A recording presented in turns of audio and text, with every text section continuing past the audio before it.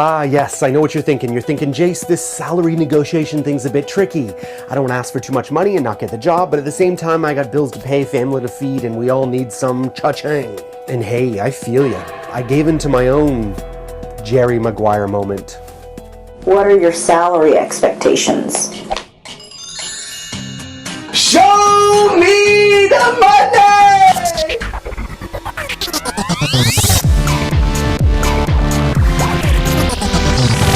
Welcome back, XDA crowd. My name is Jayce, and today we continue our ride through job interview prep, part 4, where we talk money. Now, when we interviewed recruiters and hiring managers about how best to negotiate salary during a job interview, most of them said something like this. So, it depends whether you're doing it directly or through an agency. If you're doing it directly, it's an art form, it's a challenge. All I would say is be honest, be upfront from the outset. If you're going through an agency, the same applies really. It shouldn't be a negotiation, it should be this candidate is looking for this amount of money, your job is paying this amount of money, this fits or it doesn't fit, that's okay, but everybody should know from the start. The biggest challenge we have is when we speak to candidates and say, so what would you like me to put you forward for, salary wise, and they say 80k, and we go, okay, yeah, that's great. They get to an interview, the interviewer says, so how much are you looking for? And they say 90k. Don't do that. If you want 90k, say it from the start. Don't try and get more money. It makes you look stupid, makes me look stupid, frustrates the client. We're not a society that talks about money. We're not. My fiance will say, you talk about money too much. Well, that's my job. I talk about money all the time. And it really shouldn't be that big of a deal. If you're going for a job, do you go to work for free? I certainly don't. I love my job, but I don't work for free. And so, you know, I think we need to culturally bust that out and say, hang on a minute, let's just talk about it. And if it fits within our band, awesome. If it doesn't, maybe next time. Be honest, always. Let's poke a little bit deeper into that though, shall we? And now we're just totally riffing off script here. The question is, who pays the recruiter? Now, they serve both the candidate and the client, but it is the client that actually pays the recruiter's bills, not the candidate. So when we answer these questions, we really need to follow the money. Now, the recruiter's advice was not wrong. It's just from the perspective of the recruiter. You see, what the recruiter does is they ask the client what the salary range is for their position. So let's say they want a junior Java developer, and the salary range is 60 to 70K per year. So they're going to go through hundreds, maybe dozens of candidates, and any of those candidates who in the early stages ask for a salary beyond that range, they're not going to spend any more time on them. And so what happens is you are allowing yourself to be forced into a numbers game. Your job interview chances are reduced to odds rather than your value.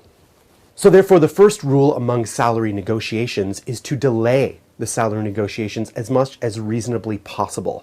Now, this may not always be possible when you're going through a recruiter in a traditional corporate environment. They have an inflexible range, especially for entry-level positions, and they're just not going to waste any time with you if you're asking for more than they think you're worth. Here's the problem, though. They're measuring your worth on a resume, stats, and numbers. They don't really know you as a person yet because you haven't been given the chance to communicate your value, your cultural fit. And that's what you want them to base a salary decision on or a salary negotiation on, is your value. How do you communicate that value? Through several interviews. You have ample time sitting in front of the client to communicate how you are a rock star and how you're going to solve their problems. That's why you delay negotiations, to give yourself as much time to do that as possible. So what do you actually say to the hiring manager in order to delay that conversation in a way that is polite and diplomatic? Well, it isn't always possible, but when it is, you can say something like this. Certainly, I'd be more than happy to talk about salary expectations, but if it's okay with you for the moment, I'd like to focus more on ensuring that I'm a good fit for the company and the company's a good fit for me, my career goals and values.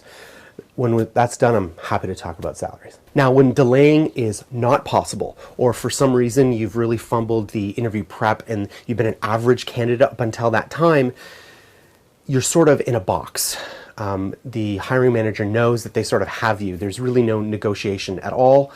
So what happens is, or the only alternative you really have is something like this. You could say, I understand that times are tough and there may not be much flexibility, but what I'd offer you is this.